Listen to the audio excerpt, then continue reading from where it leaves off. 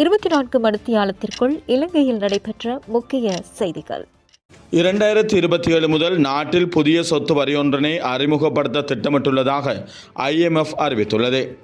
அறநெறி பாடசாலை ஆசிரியர்களுக்கு ஆசிரியர் கொடுப்பனவு மற்றும் சீருடை கொடுப்பனவு உள்ளடங்கலாக 7500 ரூபாய் வழங்க அமைச்சரவை அங்கீகாரம் வழங்கியுள்ளது.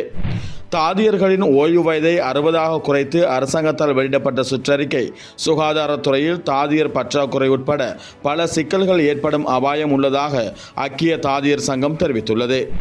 இலங்கை முஸ்லிம் காங்கிரஸ் தேசிய பட்டியல் பார்லமெண்ட் உறுப்பினராக முகமது ஷரீஃப் அப்துல் பாசித் பதவியேற்றார்.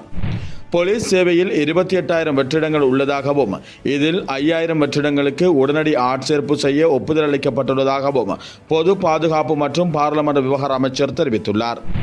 மதுவரி ஆணையாளர் நாயகம் இம்மாதம் 10ஆம் தேதி ஓய்வு பெற உள்ளதை அடுத்து அப்பதவிக்கு இலங்கை கடற்படையின் ஓய்வு பெற்ற கொமாண்டர் MBNA பேமரத்னவை நியமிக்க அமைச்சரவை அனுமதி வழங்கியுள்ளது.